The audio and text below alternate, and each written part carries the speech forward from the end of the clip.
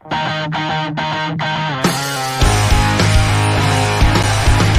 the Stack Attack Fantasy Podcast, your one-stop shop to dominate fantasy baseball and football. Come get some.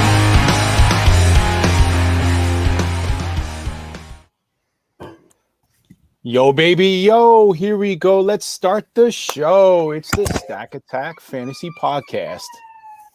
I'm your host, Jeff Trella. With me, as always, my brother from another mother. It's Trader Andy, ladies and gentlemen. How we doing today, my dude? What's up, my man? How we doing? Trella, with me, as always, my brother from another mother. On the clock, as always, man. I don't know who. That was our YouTube page. I don't know, man. Like, isn't this WFAN 101? Turn your radio off in the background. Who did that, Nick? That was me. That was me. Nick shows up 5 seconds before we start. I don't know, man. Whatever. This guy's busy. He's freaking Al from White Plains or some crap over here calling in with the radio in the background. How you doing, buddy? You all right? Yeah, busy. All right. Heard. Let's get right into it, man. Take that victory lap, man. Let's start this show off.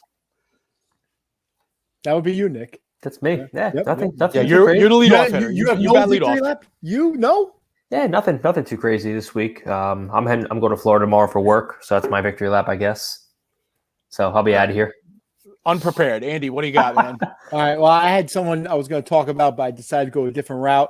Obviously, Jeff knows from back in the day, post cycle use and everything, I had like serious rage issues. And yesterday at work, I just lost it. I snapped the phone in half. And I took it out of the wall and I threw it against the wall and I went excuse my language, I went nuts. That's all right, man. So That's yeah, all right. I know it's all right. So anyway, I went nuts and I went upstairs. I punched the wall. I did a couple sets of curls because we have a little gym at work.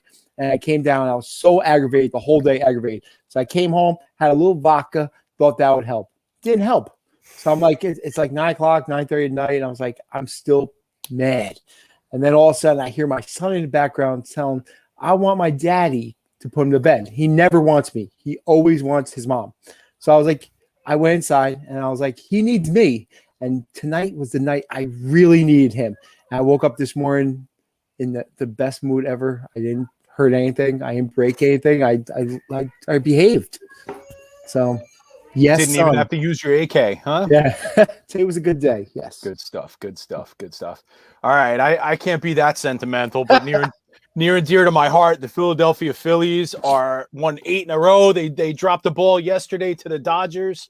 They got another chance today with our guy undefeated Gibson versus David Price. You got to want to be the best. You got to beat the best. Let's see what we got with them. I don't know, man. I think the way that Kyle Gibson's pitching, you could stack this rotation with Wheeler, Nola, and Price up against any other rotation out there. The bullpen is a steaming hot mess, but let's go, man. I'm ready to go. We're game above Atlanta, 2 against the Mets. Let's see what it brings. And you avoid the Padres Dodgers wild card matchup. Yes, exactly. All right, Nick, what do you got, man? You crashing on your face? Nothing crazy. Nothing crashing. Oh, this get week. out of here! Come on, man. Andy, come on, give me a crash and burn. Nothing's crashed on me this week, surprisingly. All right, no crazy injuries. Nothing crazy. I haven't lost anybody. Knock on wood yet. Nice. Andy, what do you got? It's his show. It's unprepared. I mean, he's the football guy. Terrible job. I'm ready to go. My crash and burn will be one of my victory laps from back in the day. And this is the one that I threw in Jeff's face that he was wrong. And once again, at the end, he's right. Ian Happ is the worst hitter in baseball. I hate him. I'll never own him again. He's on that list. Dance moves. Don't do that again. Yeah, that's it. I'm done with him. Ian Happ sucks. I've been telling you this for ages. Thank you. All right, I got a crash and burn. It's a bad one. Nick, you need to help me out with this one if you're prepared for this. 0 running back theory. Crash and burn. And we're talking running backs today. But I signed up. I'm in Polly's playoff. It's a great cause for Alzheimer's. And I came in with the 11 spot. It's a super flex. Of course, as always, I take Travis Kelce off the bat. Always take Travis Kelce when he's there after pick 4 in any format for me. Comes back around, and I'm like, I'm going to take the discount on Saquon. He went at 201, so I didn't get him. 202, I'm like, all right, it's a super flex. I'm going to go with my man Russ. Took Russ Wilson, so I'm coming out of the second round. No running backs, right? I'm like, all right, I guess this is the time I'm going to try this and see what happens. Comes around to me, 16 running backs come off the board in the next 2 rounds, so I'm square out, right? David Montgomery is the best running back on the board, and I'm going to talk about him later on, and you're not going to want to talk about him ever again after I talk about him today. So I'm like, all right, I guess I'm going to embrace this and just, sometimes you got to swerve right into the wall and crash and see what happens. Well, I ended up going 0 RB, and I took Ridley and I took J. Jeff right there, and it looks sexy. Kelsey, Ridley, Jefferson, and Russ Wilson. I'm like, I'm feeling good. Then it comes back to me on the 5-6 turn, and everybody that I wanted is gone. So I ended up basically with Mike Davis, who I love, as my RB1, and Myles Gaskin as my RB2 because I chickened out. I'm like, I can't do this anymore. RB, 0 RB theory. Get out of here. You're canceled. No, not for me. All right. While I'm fired up, I'm going to go on a little bit of a rant for you. What do you got? I was going to say, it's a different scoring format, too. It's not your standard PPR league. It's completely off the wall, like tiered scoring system. It's weird. So you got to play. You got to play to that. Yep. Well, I'll tell you, 0 RB theory is weird. Not good. It's not good. And don't do it. Don't do it. Don't do it. Friends don't let friends do that. There's a theory out there called hero RB where you take one in the first round and then you punt it, fill your roster out, and then go back and take the 0 RB guys later. That might work. There's a way around into that and make that happen, but we'll talk about that later on, I'm sure. All right, so I want to go on a little bit of a rant here, and it's been a while since I got fired up, okay? But you guys know I'm getting ready to open a new restaurant in New York City, and they just mandated that there's a requirement for a vaccine in New York City to step foot into a restaurant with dining, okay? And I'm not one that usually likes to go on political rants, and there's only a little bit of politics in here because it's got a football spin to it, believe me. So I had a guy come up to me. I let me take a step back. I hired 17 people in the first week that I was hiring for this new restaurant. And then they came with this mandate, and I lost 16 of them. So I went down to 1 employee. Oh my God. Every kind of excuse in the world. Staten Island is very red, and that's what it comes down to. So I build back up. Okay.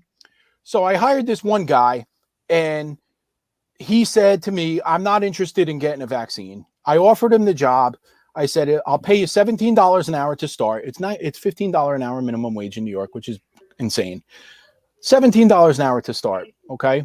And I say, dude, you got to get a vaccine if you want the job. He goes, boss, I didn't want to do it, but I want to be part of this team. I want the job. I'm going to go right now. I'm getting the shot. Okay. And he did. He went and got the shot. But Lamar Jackson won't do it. Lamar Jackson won't do it.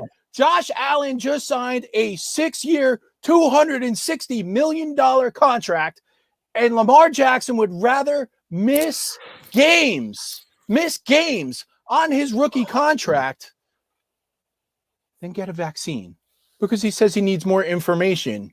Well, guess what? Get more information about how to get an NFL contract and make enough money to take care of your family for the rest of your life instead of missing freaking games. Not to mention, you're an idiot. I'm done. All right. I'm done. That's all I got for it, man. I don't want to go out crazy about getting a vaccine. Go out. If you're watching this right now and you're not vaccinated, go get the damn vaccine. Take care of me. I was on a damn oxygen tank for months. Go do it. Lamar Jackson. That's all I got. I'm done. Okay. I love when he turns red. He's red. He's beat red. All right. So let's talk about some running backs. Okay. Nick, anything theoretically you would like to speak about running backs before we get started? Stack them. Attack them. Stack them early. Stack them early. Stack them often. Bring it back. What do you think about 0 RB theory? Never. Don't do it. Friends don't let friends do that. Yep. What do you think about hero RB? So I went Josh Allen, Russ Wilson from the 4-hole, and Clyde, Edwards, Zelaire, and who did I take? Travis Etienne. Those are my RB 1 and 2 right now. So it's not as nice as I wanted it to be, but sounds like you went 0 RB. Yeah, it's weird. I don't like it. Yeah. Right. Had to try it. Don't like it. Listen, all I'm saying is the running back position gets the most injuries, and some people use that as an excuse not to draft him. But I'm going to tell you that with a 17-game schedule, there's more reason to draft as many running backs as you can on your roster because they're going to get hurt, and you need the depth. You need to handcuff. You need to have premium handcuffs, and you need to go deep, deep, deep, and that's what we're going to do for you today. All right, gentlemen, let's go in ADP order, I guess, and let's start off by talking about CMC. Obviously, he's the 101. Anybody not have him at 101? He's 101. Right. He has no quarterback, so he's there's no quarterback, so it's all him. Right. It is a concern because Sam Darnold only checked down as a Jet 4% of his pass attempts. Is that a concern with CMC, or is that a product of the Jets offense and the Jets personnel? Yeah, it was a product of the Jets personnel. You have to realize that they really didn't have much out of the backfield. Their check down guy was Jameson Crowder, which he threw to all the time. I feel that, and that's my guy. I feel that CMC is going to take that role. He'll be fine, but I don't have no interest in Darnold throwing a pass. Right. Nick, do you think the offensive line is going to be better? In Carolina? Yeah. I think it's going to be atrocious. Yeah. I think it's going to be atrocious. I think Darnold's going to be running for his life left and right and potentially even checking down to CMC. I don't know. That line's terrible. Right. I'm kind of glad I don't have the 101 in any league, but he is the 101. Really? I wouldn't take anybody else. So if you had the 101 in a format that you're able to trade the pick, you would probably trade down? Probably, yeah. Give me like 2 to 5. Yeah, 2 to 4, really. All right. Well, I mean, the guy is the last 3 years he has the most PPR points per game out of the position, so there's consistency there. And Chubb Hubbard, we feel pretty confident with him as a handcuff, right? Yeah, he's like what Mike Davis did. He was the RB1 basically in a waiver wire when CMC went down. So it's the similar system. Right. So should be fine. Do you think Hubbard has a role on his own? No. So he's non-existent without CMC. He's just a straight handcuff. Right. They might mix him in here and there, but I don't think he's gonna have any standalone value. Right. Okay. All right. Maybe early, but I don't see it long term if he's healthy. Okay. All right. At 2 in the ADP is a guy that I haven't gotten a share of yet because of my rankings is Dalvin Cook. What do you guys think about him? You feel confident with that? If he stays healthy, he's great. The injury is always a concern, and there's no true handcuff there because it was Alexander Madison, and he did nothing. He destroyed me last year. He destroyed everything. Handcuff. Yeah, Madison. I think if Dalvin Cook is playing 17 games, he's top 2-3 RB easy. He's never played 16 games. That's the issue. He's going to 4 years. He's going to miss a couple. Right. He's missed 2 to 4 games every single year that he's been out there. So it's kind of, you have to take that theory of, all right, is my point total for the year, is it compromised because he's going to miss 2 to 4 games, or is it, okay, I get to substitute somebody else in on those weeks? But I mean, if it happens early in the year and you add in the bye week, you're looking at out of 13 weeks, you're looking at 5 missed.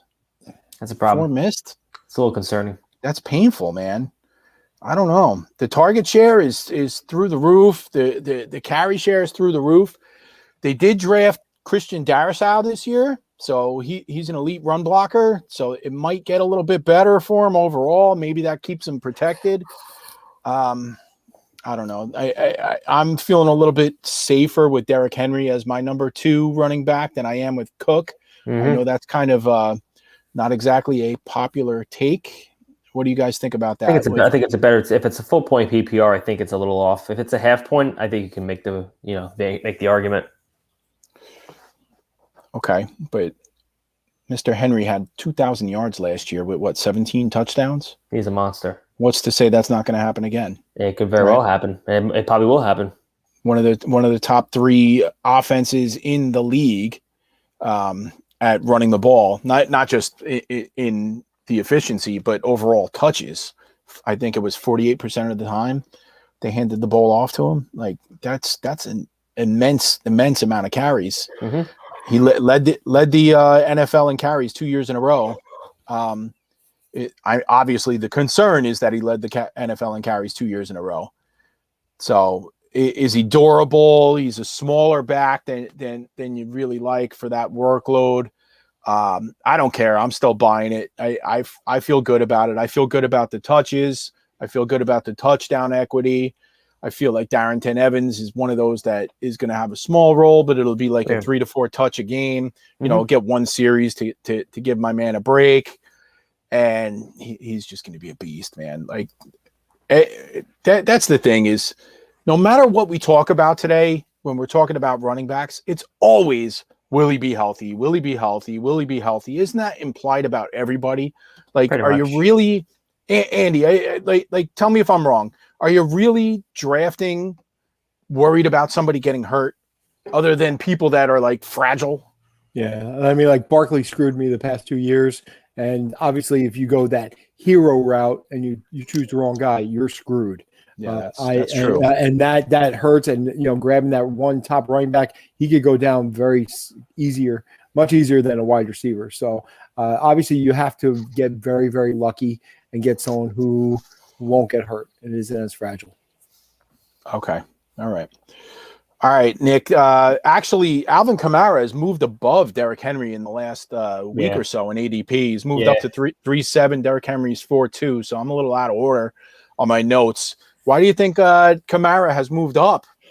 With the Michael Thomas injury, they literally just have Traquan Smith and is it Troutman? Yep. That's literally all they have. I mean, if it's Taysom Hill, though, that severely worries me because he's just going to steal all the carries. Jameis, I mean, I would have to look back at his Tampa days and see how he was with his running backs, but I mean, it's a little bit of an improvement. I mean, he's more of a natural quarterback versus Taysom, who's more of the you don't know what you're going to get with him. But I don't know. I mean, there's no other targets to go. Who else is going to catch the ball in New Orleans? Right. That's the only reason he's getting up there. He's the best player on the field. He's going to get the touches. I don't care who's quarterbacking. The coach is going to get him the ball. And that's why I was taking him in the second round and doing a little dance in the end zone because it was a win. Right. Yeah. I can't argue with that. And the dance is better than Jeff's. But go ahead. All right. I mean, I think you hit the nail on the head there, Andy. Sean Payton is a genius, and he knows what he's got, and he realizes Michael Thomas is out for God knows how long. Probably permanent. Yeah, he doesn't permanent. Cross him off then. So he doesn't have Drew Brees anymore. Like Sean Payton is going to just totally build this offseason around Kamara and probably give him a huge role. But honestly, given the role, I still prefer Derrick Henry over that. If you're going to give me a workhorse, Derrick Henry, I want over Kamara every day. Obviously, Kamara gets a boost because of the receptions, but like Nick said, Taysom Hill likes the ball at the goal line and he likes to run with it. So that's definitely something that you have to be concerned with. Okay. His handcuff is Latavius Murray. I don't know. There's something to like there, I think. He'll get some point. He'll get some value. That's a very good 0 RB guy because he scores touchdowns. He actually had 23 catches last year, which is pretty impressive. I like that. I do have breaking news real quick. As our listener said, Joe Miller, I was just about to announce, the Mets actually came back and won a game today. Oh. So go figure. They're not 500 yet. See, the baseball guy can make a baseball connection in the middle of a football show. Not you talking about DJ LeMahieu, Nick. But go on. There you go. Let's go Mets. All right. Well, how about them Cowboys then? So let's talk about Zeke, man. What do you guys think about Zeke? He's being drafted about 7th overall, 6'7", basically the 5th or 6th running back overall. That middle tier worries me. It's a lot of questions. Zeke's playing full season as a stud, but are they going to really let him play. They want to rest him for the playoffs, apparently, I heard. Tony Pollard's going to come in there and take some carries here and there. Maybe might not be the full workload. He could be also. It's a big question mark. Dude, he had the worst season of his career last year. He averaged 65 rushing yards a game, which is horrible. And he still ended up the number 9 PPR back in fantasy football. So what is there to be scared about? Like, no quarterback, no offensive line, no defense, and they're all back. Team playing from behind the entire second half of the year, and he still comes in at RB9. Like, if you're drafting him as RB6, and we made this point last week about Derrick Henry, is if you're drafting somebody as RB6 overall and they end up RB9, you didn't lose. You got what you drafted. Yeah. If he finishes as RB18, you lost. Yeah. Right? But you still win the pick if he finishes as RB9. So if you're drafting Zeke 6th or 7th overall and he finishes as RB9 with only 65 rushing yards, you still won. You still hit the pick. That's crazy. Absolutely crazy. Backup plan, Tony Pollard. He's hard to handcuff because people are taking him as a 0 RB guy. Yeah, he's going high. Basically as an RB3. So you got to use like a 9th round pick to get him, which is slimming your roster down, so it hurts. So Nick, where are you at with Tony Pollard? Any shares of him, or we just kind of ADP is too high? Unless if I have Zeke, I'll maybe reach, but I'm not taking him solo. He's in the Kareem Hunt area now, where it's just too pricey to get that guy. Right. Yep. Right. But he does have standalone value. I mean, he's got low end flex value. The last 2 years, 60 targets and 900 rushing yards in his first 2 years in the league. That's pretty good, man. These Memphis backs just seem to have it. I don't know, man. I don't know where it comes from, but I think your comparison to Kareem Hunt is pretty accurate. You know, the price is a little bit different, but it's really hard to put these two guys together. He's more of an RB3 flex option independently for a team that didn't invest early in running backs. All right, I'm going to shut up for a little bit. Let's talk about Austin Eckler, who's going off as the 7th running back overall, I believe. Yeah. All right, Nick. ADP of 8. My only concern with Eckler is he's not going to be the goal line back. He's not going to get the touchdowns. That's going to be Justin Jackson, Larry Roundtree. But Eckler is a PPR machine. He's going to get you a ton of catches. I mean, Herbert's going to take a huge leap this year. It's Herbert, Keenan Allen, Mike Williams, Austin Eckler. I mean, Derrick Cook's out there, but Austin Eckler's going to be the guy getting a lot of touches. If he's fully healthy, he's going to be a top 5 running back. He's called himself the Alvin Kamara of the team. Well, he's got Joe Lombardi, who was the Saints, offensive coach last year. So he's coming from that system where Alvin Kamara thrived. And Eckler keeps telling people, draft me. He's confident. Right. In 7 games last year, when he was on the field with Herbert, he only had 1 game that he wasn't an RB1. Yeah, he's a stud. Do with that what you want. Well, that's an RB1 in a 16-team league. I'm sorry about that. So, he's not exactly in a 12-teamer, but in a 16-team league, he's been top 16 every single time except 1. Yeah, I would draft him at like mid to late first. I mean, over Zeke maybe. I would question it. It would be a really hard decision. I can't do it. I don't know if I can do that. I can't do it. I'm still higher on Zeke. Yep.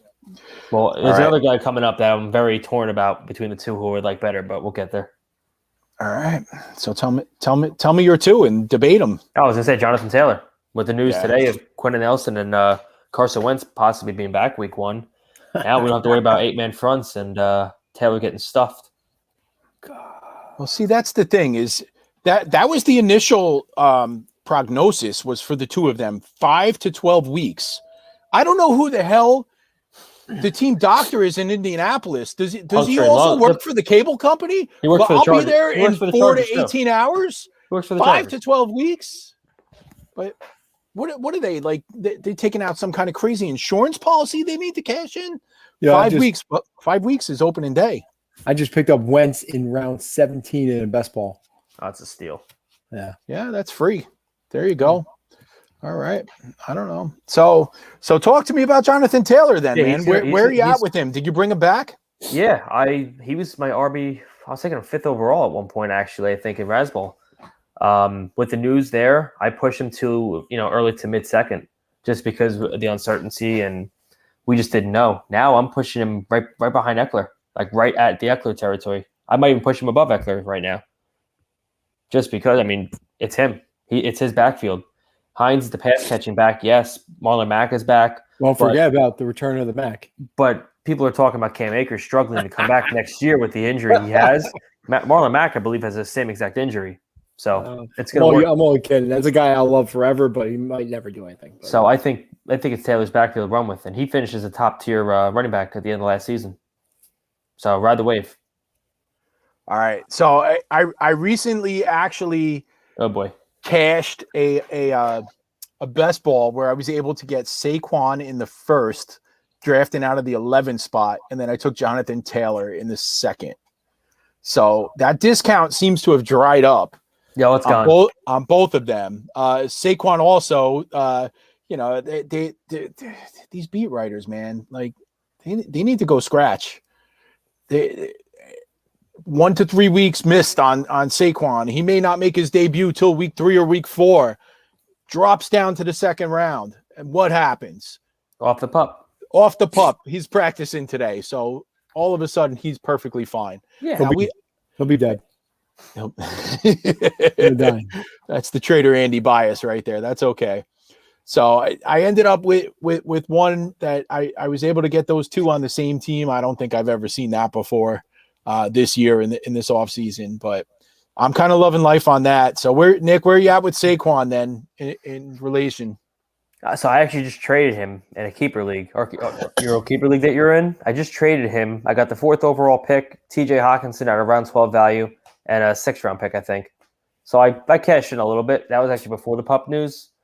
But if he's healthy, he was a top 2 pick. All right. So if he's healthy. You guys want to talk about Aaron Jones next or something? It seems like there's a lot of Packer fans in here now. Go Pack, go! That's my nephew Matty. That's for my nephew Matty. My nephew Matty was brought up as a Jets fan, but somewhere in there he figured out the whole cheesehead thing. I don't know. We're trying to save him from himself, so let's see where that goes. No forcing anything. I don't know. But, Nick, let's talk about Aaron Jones for the Packers fans in the chat room. Yeah, he's got the hammy, though. Concerns me a little bit. Lingering issue. And not A.J. Dillon, but Kylan Hill, a 7th round pick, has been actually getting first-team carries. Yep. So, a little free handcuff there. You know what that means to me? Nothing. Fine, yeah. I still like Dillon. I think Jones is fine. He's clickbait. He's a stud. There's no worries about it. The same thing came out in Vegas that Waller's missed 8 straight days of camp. He'll be fine. Same thing with Jones. He'll be fine. He'll be a stud. He was a stud last year. Jamal Williams is gone. He can't steal more carries, so we'll see what they do though. But Dillon's gonna. Yeah, draft with a peace of mind. Yeah. Right. Dillon's going to have a role. He's going to have standalone value. He's a lot like somebody like Pollard, that he's going to be somebody's RB3/flex. Mm-hmm. He's going to be in fantasy lineups almost every week somewhere across the board. I have a lot of Aaron Jones. I don't think I have one spot that I use that premium pick to put A.J. Dillon on the team with him as well.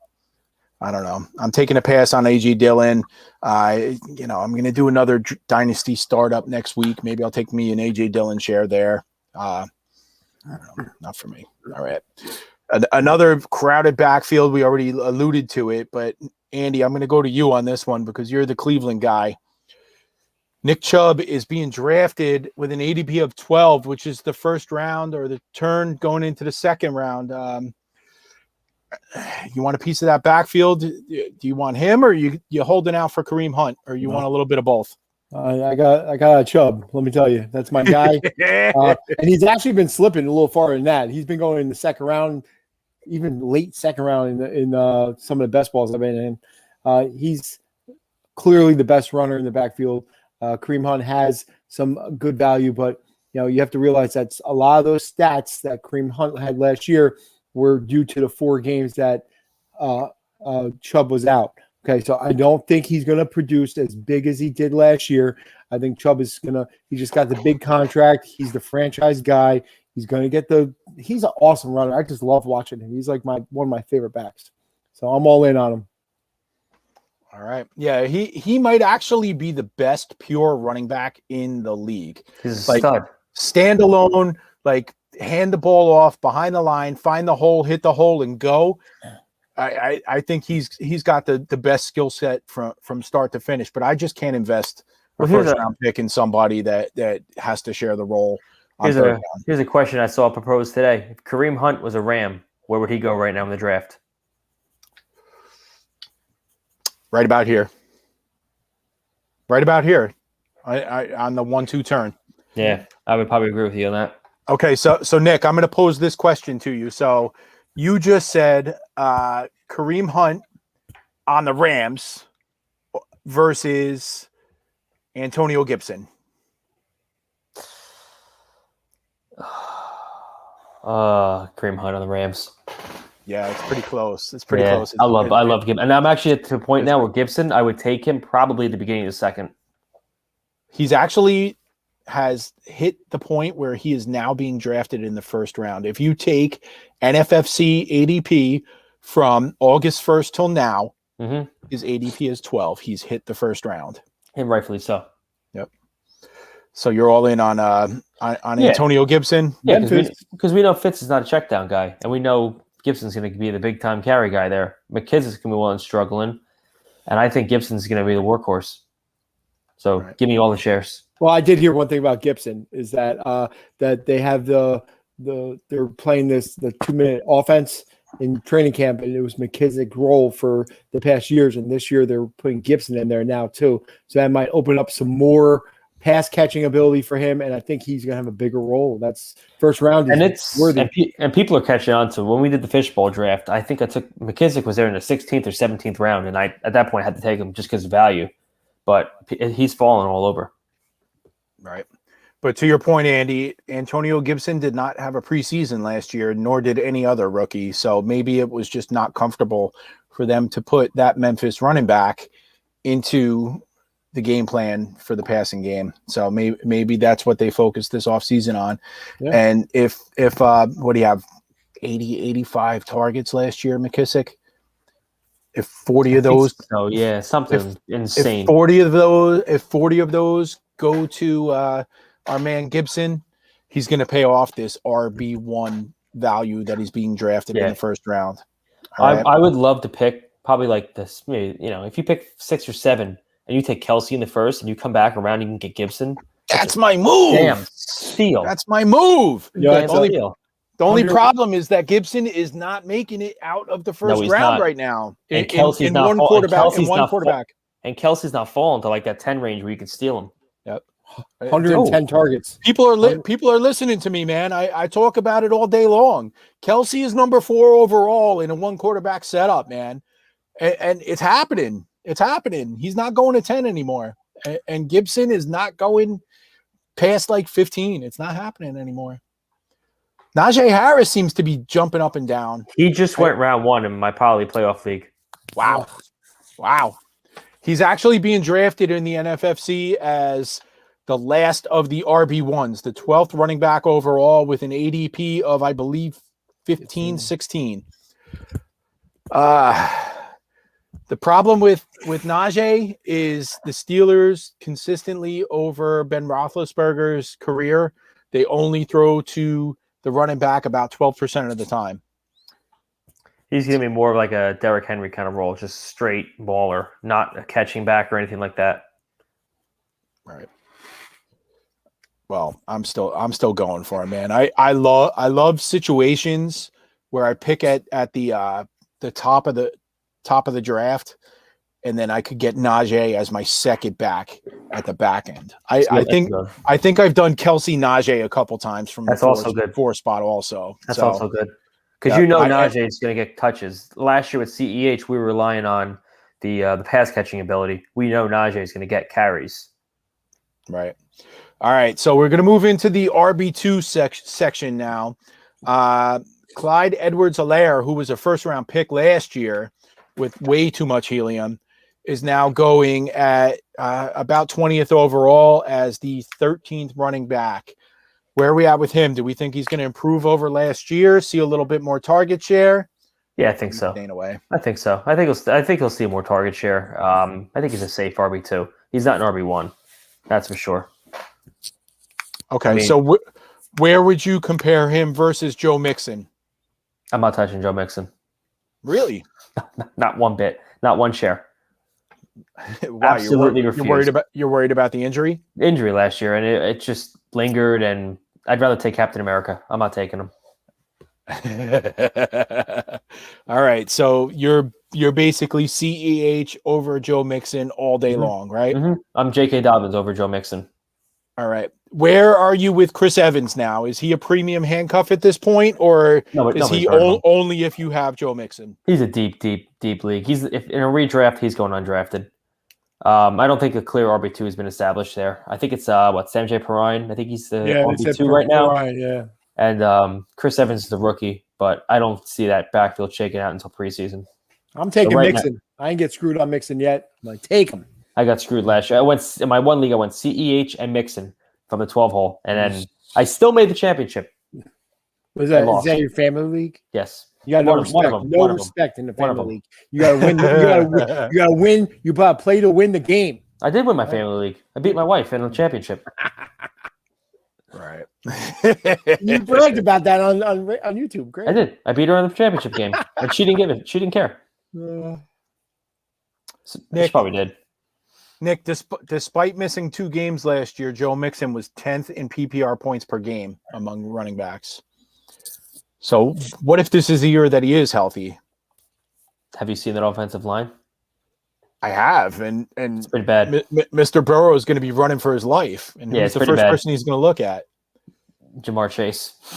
No, I was going to save this for next week, but bad news about Jamar Chase. They're saying that I don't buy that. Major issues making separation. Don't buy that. Beats getting clickbait. Don't buy that. All right.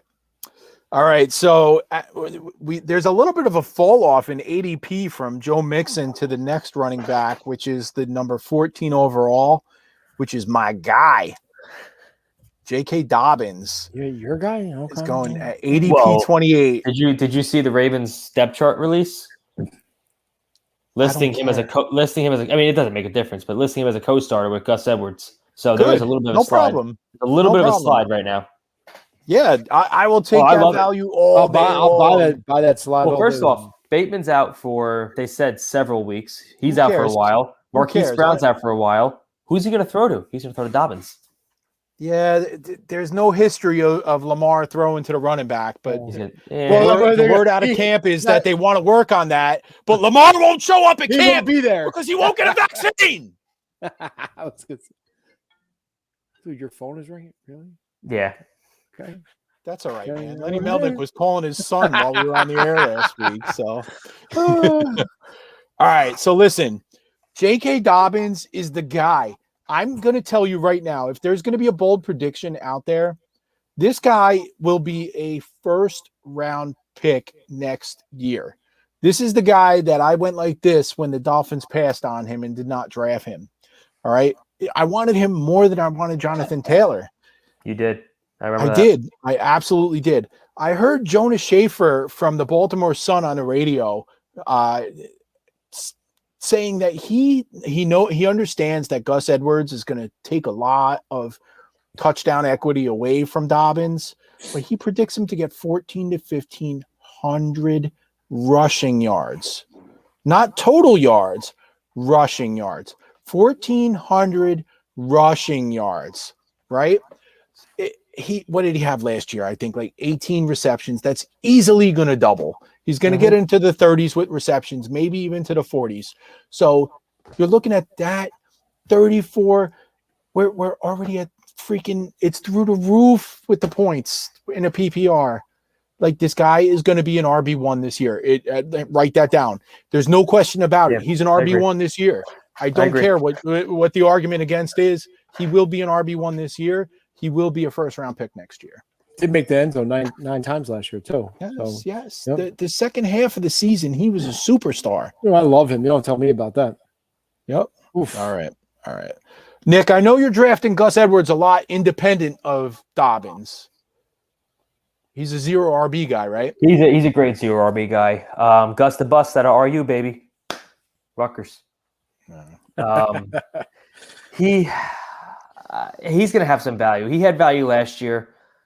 He's a good RB. He's a 0 RB guy. He's a good flex option. I like him because he's out of Rutgers. But I agree 100% with your Dobbins take. I love your Dobbins take. I think it's going to be a great pick this year. And I think Edwards is going to be involved, but I don't think he's going to be as involved as people think. Because if Dobbins is just that good and takes away the backfield, how can you take him off the field? Well, Mark Ingram's gone. So if Lamar does throw to any running backs, Dobbins only had 13 targets, and Gus only had 8. Oh, he had 13 targets, and Dobbins had 18. I think that's going to increase for both. I can't disagree with that. All right, so the question that drafters have to answer at the top of the third with J.K. Dobbins on the board is: do they want Dobbins or do they want DeAndre Swift? DeAndre Swift has missed time in camp, and their head coach has actually been talking Jamal Williams up big time. So it's a little cause for concern for me. I think I'm just going to fade Swift completely at this point, until we see more stuff coming out in the preseason and stuff. But I don't know. I don't think I have one share of Swift anywhere, and it's just because I got Nick Chubb for J.K. Dobbins, so it's just not happening. I can't get Swift anywhere. I am drafting a lot of Jamal Williams, though. I love Jamal Williams. If you look at Anthony Lynn offenses, 2 years in a row, the running back was top 5 in touches, and that's not just targets; that's total touches. Yeah. And Eckler missed a lot of time last year as well. He did. That's independent of him. So over the last 2 years, 33 touches per game to the running backs in total. And Jamal Williams is going to be a piece of that. So that basically is telling me that even if DeAndre Swift is a 20 touch per game type of player, Jamal Williams is a 13 touch per game type player with higher touchdown equity than DeAndre Swift. Anthony Lynn was working with Justin Jackson, Joshua Kelly last year. Right. Jamal Williams is better than both of them. Not to mention the crappier situation at quarterback with the Lions and their wide receivers. I think they're going to lean on the running backs. Yeah, absolutely. They got a good one there. Amon-Ra St. Brown. He'll be good. You need to throw it to him. He's Cooper Kupp 2.0. All right, let's stay in the division and let's talk about David Montgomery. Nick, I'm going to ask you to lead off on him. Because you had him. He was a hero for you in the Scott Fish Bowl last year. I think I'm not sure what your take is on this, but I think David Montgomery is a mirage. He had the easiest schedule at the tail end of last year for against defense against running backs, and he completely crushed that. Tariq Cohen is still not ready. Damian Williams is getting elevated as a sleeper pick, as a handcuff. But I like David Montgomery. He's going to get the touches, but he played the easiest rushing schedule at the back 4 or 5 games of last season. So that's the only thing that worries me. Was it real, or was it a product of competition? All right, so here's my take on this, and this is how you got to full fade this dude. The Matt Nagy offense wants the quarterback in motion out of the shotgun, okay? After week 10, Mitch Trubisky was the quarterback, and he is not comfortable in the shotgun. He is an under-the-center quarterback. In that time, after week 10, the Bears averaged 144 rushing yards per game, okay? From week 4 to week 10, when Nick Foles was there, Nick Foles is more comfortable in the shotgun. They averaged 45 rushing yards per game. So there's a 100-yard gap in rushing yards per game for the Bears last year in shotgun versus under the center. And what do you think Justin Fields does? Run. Justin Fields was in the shotgun at Ohio State 93% of snaps to lead the entire FBS. The guy's going to be their quarterback. David Montgomery is going to hell. Don't draft the guy. I can't argue with that. Mic drop. I can't argue with that. All right. I can't argue with that. I can't do it. I can't argue. He's right. All right. Let's go down to Jacksonville. Let's talk about ATN and James Robinson, because I know Andy is on the James Robinson bandwagon. And once you started tweeting that out about Mr. Robinson, I looked into it, and oh boy, am I on board with you, dude. Yeah, he's the clear-cut number one. I don't care what anyone says. They're going to use the other kid out of the backfield to catch passes and stuff, but Robinson had a great year last year. They're going to lean on him with the new quarterback. I feel he's going to have a big year. And at his ADP, it's a steal. It's a steal. So 66 in one quarterback setup. So that's round 7, basically. Nice. Steal. Nice. What about ATN with an ADP of 43? PPR boost. Almost like an Alvin Kamara, Mark Ingram kind of situation, I would think, but we don't know how it's going to be utilized. Yeah, I'm pretty confident they're going to have standalone value on each of them. I think they reach RB2s, low end. Yes, I agree with that. The thing is, I watched a lot of Trevor Lawrence's career. I don't think I missed too many of his snaps. Nobody was on the ATN bandwagon like I was. And the bottom line is that he still managed to get, I think it was a 12% target share while at Clemson, even though Lawrence checked down less than 4% of the time. So the fact that the Jacksonville Jaguars are talking about using ATN as a slot receiver at times makes sense, because that's what they were doing at Clemson with the same dude, right? They're working to a skill set. Yeah, they're working into his skill set. Exactly. I really think that you're going to see a lot of sets with Robinson and ATN on the field at the same time. You're going to see Robinson being the lead back on first and second down most of the time, with ATN also having his own sets. I'm going to buy ATN all day long in Dynasty over Robinson. That goes without saying. But you don't invest in a first-round pick and a running back without planning to use them. So I think both of these guys are going to be superstars. If ETN went to any other landing spot, if he went to Miami, if he went to Atlanta, we would be talking to him in the first, second round right now. Right. Andy, I have a team. I can't remember the receivers I have on it, but a best ball team that I took in the first round. I took McCaffrey at 1, and then I took Najee Harris at 2nd, J.K. Dobbins, and then I took 2 receivers, and then I took James Robinson as my RB4. Oh, that's sexy. Oh my God, I love it. I love it. My last best ball last night, I got James Robinson like the 8th round. It was beautiful. Nice. All right, so you got to make a decision between ATN and Josh Jacobs of the Las Vegas Raiders. What are you doing with that? Kenyon Drake is there. Josh Jacobs likes to post on Instagram some stories that he might not play any day. I'm out. Character issues. I just don't like him. I just don't think he's going to be good. What kind of character issues? It was last year. One of the games he was like questionable. He posted on Twitter something about he was not going to play, went dark, and then all of a sudden it was some weird situation. I got to look it up and see what happened exactly. But it really angered a lot of people. All right. I'm gonna look it up. I can't buy into a guy that has 1 career target on 3rd down when Kenyon Drake was signed to the team. Like, I mean, does standard exist anymore? Do people really play non-PPR? Not even half? Like, does that really even exist? I don't see it. Even if it is, I mean, he had over 1,000 yards and 12 touchdowns in what people said was a bad year. He's still going to get the touchdown. That's the area. That's where he has value when it's a non-PPR completely. Then Jacobs has value.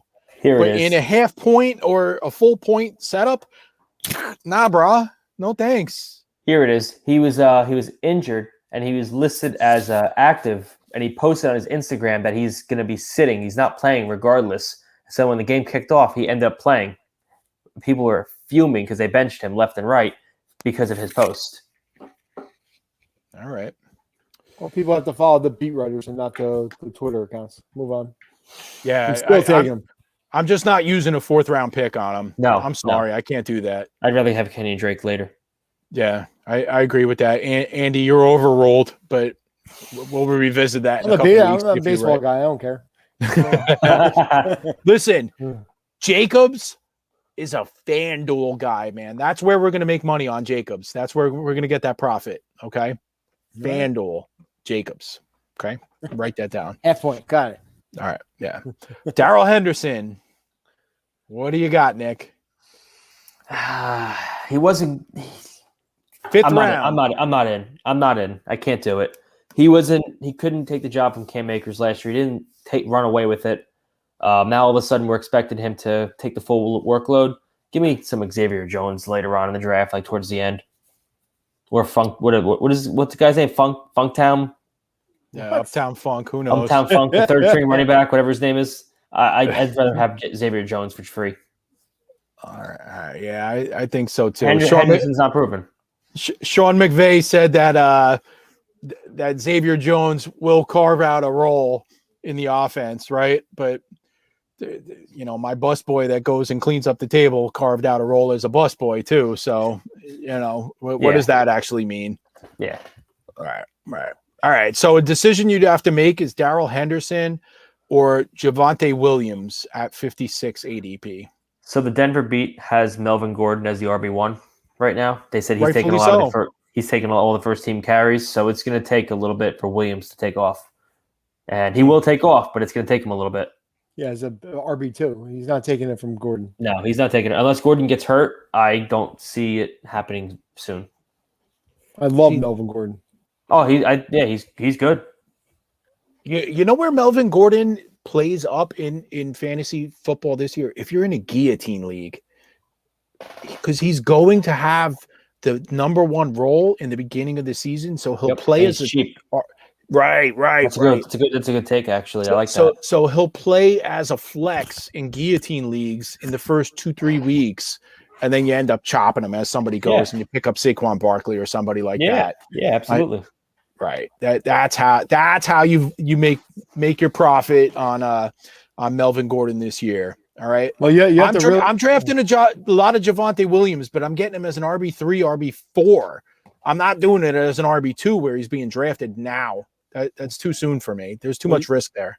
You have to realize that if Teddy Bridgewater actually wins the job, which I don't know if he will, there's going to be a lot of catches for both of those backs out of the backfield. That's a good point. That's a hell of a point. All right, let's go down South Beach. Go to the guy who is the number 7 PPR back the last 8 games of the season. Myles Gaskin is being drafted at 57 overall. Yeah, you could take the stage on that. I love him. I love him. I mean, he's on my playoff for Poly league. He's my RB1. Listen, I'm not a big Gaskin guy. I think Salvin Ahmed is a little bit more explosive. I think Malcolm Brown is a little bit stronger at the goal line.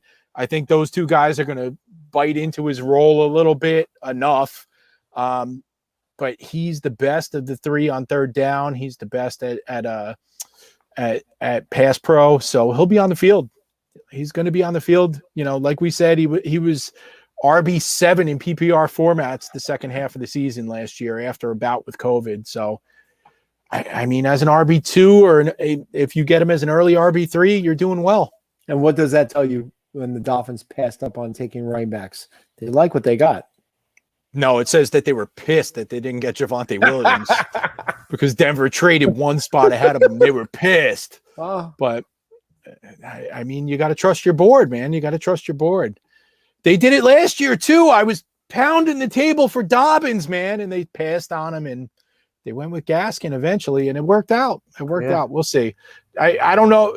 Like that's the thing is the thing with running back is fantasy, but the system makes the running back a lot more than the talent does, and talent does rise to the top, but somebody like Gaskin, like he's good enough, and if the system works, he can do what's called on him on a given day and perform his job duties and get it done and be an RB2 for you and an RB1 on some given days. All right. My favorite running back value this year is Mike Davis. And he's being drafted as an RB3, 58 overall, which is actually Williams 56, Gaskin 57, Davis 58. So they're being drafted exactly the same. And I'll be honest with you, I'm taking Davis out of those three all day long, even though that's not how it's happening. So what do you guys think about Davis? I know you're also a big Javian Hawkins guy as well, Nick. So take the floor on that. Right now, I like Hawkins, but he's not rising up these charts as quickly as I would like to see. So he's right now that we don't know what's going on yet phase. Mike Davis has not had a full season workload, so we are hoping he can do that. If he can do that, I think he's a steal at his ADP. I saw some kind of Twitter post about Mike Davis's quads, so I'm sure they're going to hold up for a full season. Yeah, he's going to score. Yeah, he was RB12 last year, and obviously there were some games that he took the back seat to McCaffrey. But the stat that stood out to me that puts me on the bandwagon, pulling like, please keep me on the bandwagon. He was number one running back in the league at broken tackles last year. And I'm all about the Marshawn Lynch factor, man. The guy can catch the ball. He breaks tackles. He finds the end zone. He does everything. And there's little to no competition for his position. I love him. I think he's going to sniff RB1 again. Did they obviously with health? They signed Dante Foreman, which is not a threat at all, but they did add another running back. Nothing. He's a nobody. Yeah, you can't even keep that. All right. So there's a huge tier fall off there, and then we go to Arizona.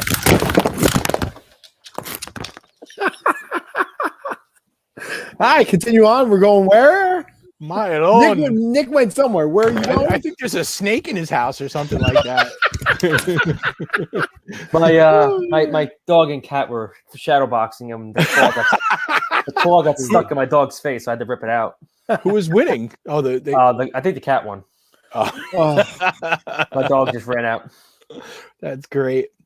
All right, Nick. So Chase Edmonds, James Conner. What are we doing with that? James Conner's the goal line back. James Conner is my pick. Okay, so you want nothing to do with Chase Edmonds. I like Chase Edmonds. Don't get me wrong, but I think James Conner is a better value in that backfield.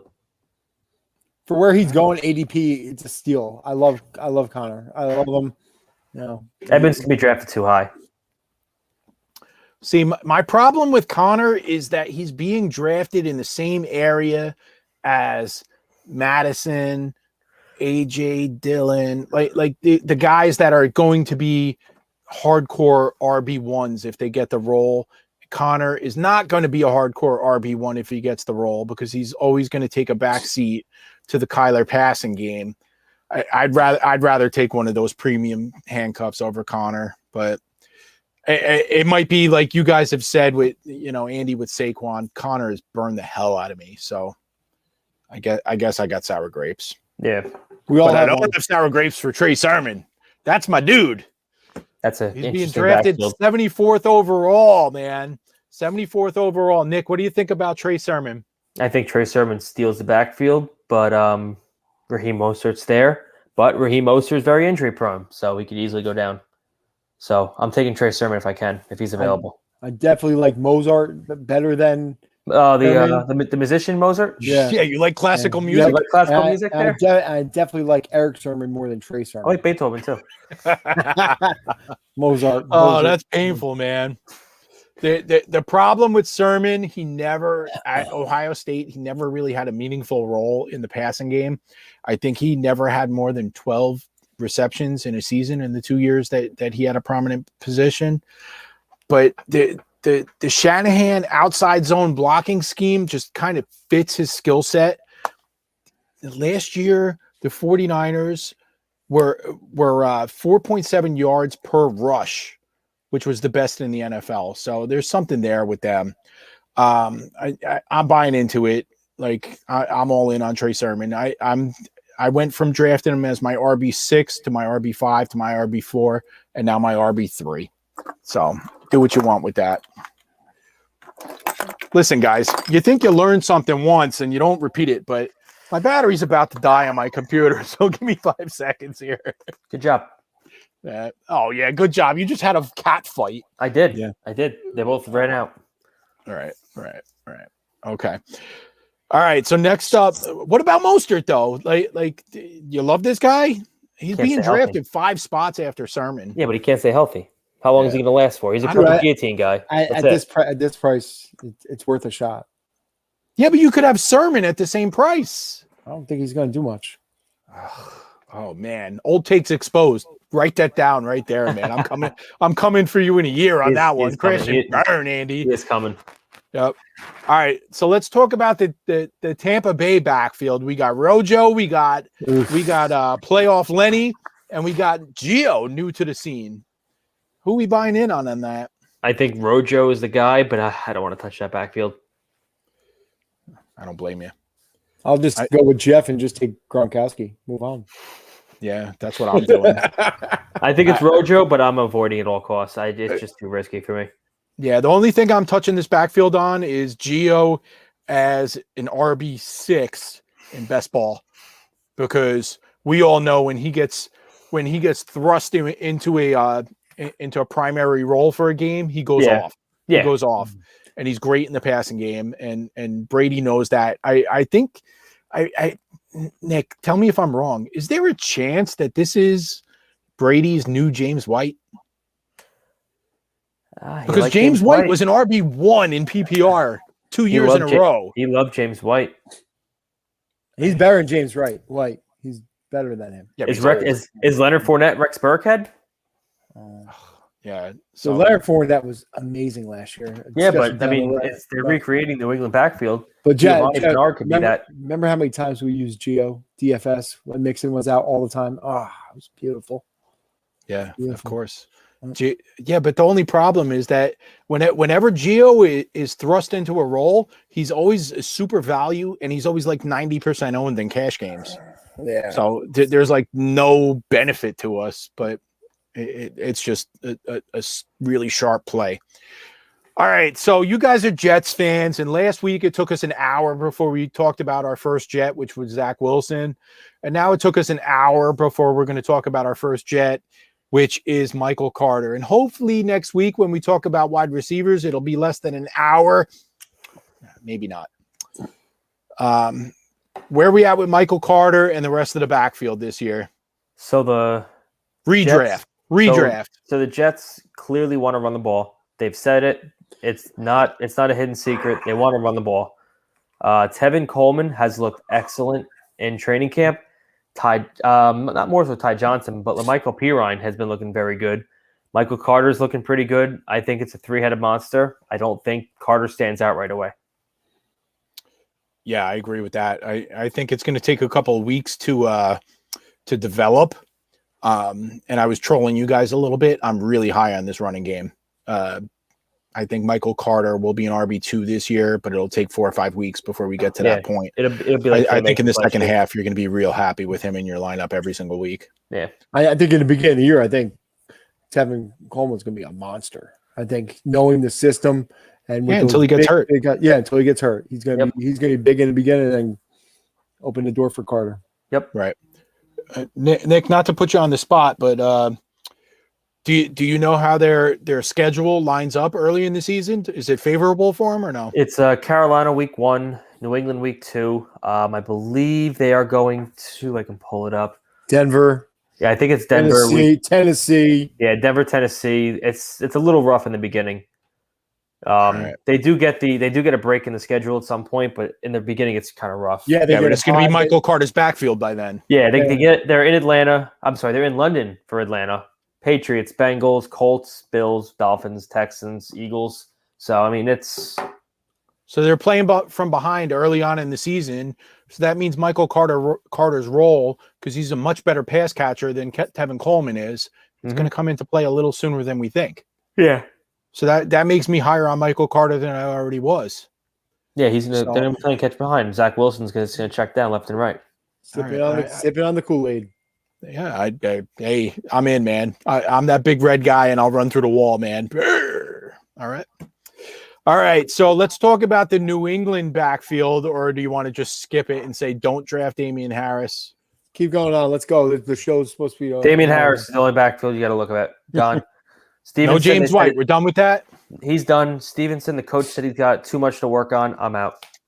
Okay. All right. What about the Buffalo Bills? They don't like to run the ball, and when they do, they keep it in Josh Allen's hands. Yeah. They have Zach Moss, who's a little getting banged up. He's getting the hype, but he's banged up. I just saw too. Right. It's just Josh Allen. Yeah, it's just Josh Allen. He and Devin Singletary are being drafted at identical ADP right now. So we're just out on both of them, or I think I just took Zach Moss as an RB4 in a best ball. If it's later, I'll take him, but I'm not reaching just because Josh Allen's a goal line back. I think that they signed him to a big contract. I think they're going to. They might not. They might try to hold him back a little bit, and they're going to give the ball to Singletary, I think, to begin with. All right, could be a good value. Definitely a good best ball. Definitely. Okay. All right. Last backfield we're going to talk about is Houston, the Texans. Nick, what's going on over there? There's some news today. I saw. Which one? I saw. What news came out today for them? They're basically, and I know we just talked about depth charts meaning nothing at this point, but they basically are listing David Johnson as number 3 on the depth chart and calling Mark Ingram and Philip Lindsay co-starters right now. Oh, baby. Who told you that? Who told you that weeks ago? Who said that in his article? I said it. No one else in this world said it. Nope. I said it. Andy said that. Yeah, I did. Well, a lot of people read your article, and the Texans brass is looking at the Stack Attack Fantasy podcast. Dude, he's reading your article. On the field. That's how they're building their lineup. Somebody's got to listen to me. Nobody listens to me. They listen to me. Dude, he's the best back in the field. That's it. He's the best player there. They're going to give Philip Lindsay is a stud. Dude, I got him like the 12th round yesterday. He's a like, stud. come on. What about Ingram, though? What? He's dead. Cross him off the list. Who? His AARP card came in. He's out. All right. I don't know about that, man. You know, Lindsey's the best player on the field. I agree with that, but and his value, he gets no. He's like Rodney Dangerfield, man. He gets no respect. David Johnson was a superstar, man. Dead. Yo, if I'm telling you that he's not as good as Lindsey, you know that's a fact because I had a David Johnson jersey, was I sold, but he's old. He's beat up. Lindsey's the guy. All right, Nick. You got any of Nick's nuggies for us today? Anything else to add? Nuggies, yes. My nuggies. Yeah, no, just the running backs. I mean, I'm a stack it guy. I stack the running backs, stack them often, stack them early. Because you know what? That person who went 0 running back is going to come crying 3-4 weeks in that he has no running backs, and you're going to steal his wide receiver 1 or wide receiver 2 for your Mike Davis.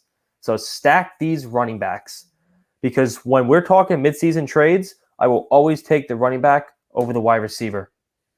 Absolutely. Take them early, take them often, and then towards the back end of the draft, you take your Brandon Cooks, your Nico Collins. I like Elijah Moore. I'm going to always say him.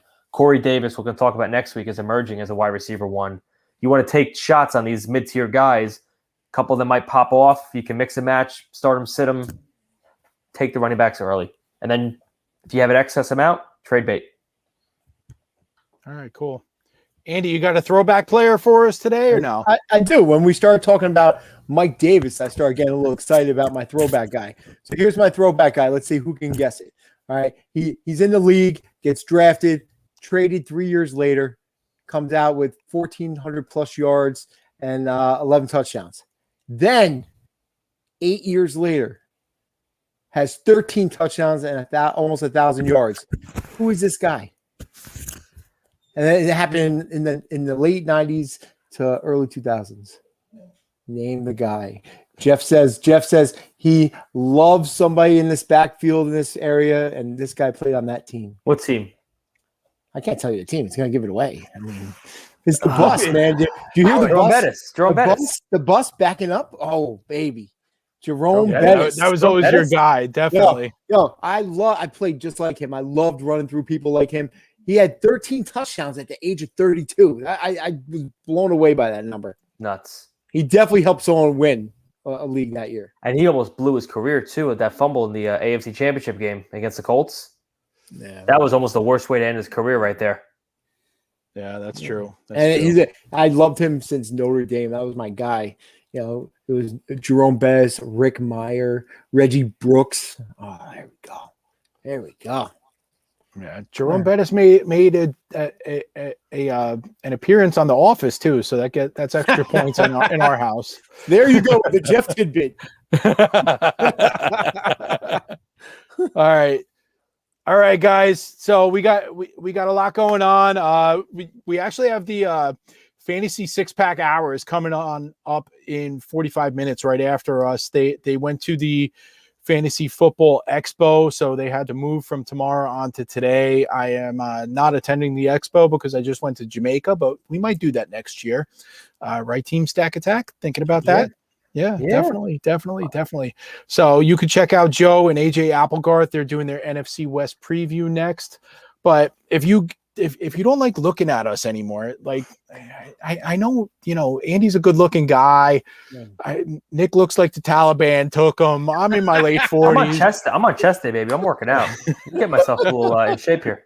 Back in shape. So if you just like to listen to our soothing voices more so than looking at our ugly mugs, I don't have a smoothing voice. You could check us out on your favorite podcasting site. We're available now on iHeartRadio as well. Ooh. Google Podcasts, Apple Podcasts, Spotify, Stitcher, Castbox, and our host site Podbean. There's so many ways to interact with the Stack Attack Fantasy Podcast. In the meantime, you guys got anything intelligent to say before we get the heck out of here?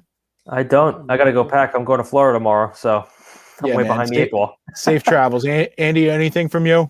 I'm just going to be starting to work on my next article while winning some baseball leagues. So I'm moving on. All right, let's do it.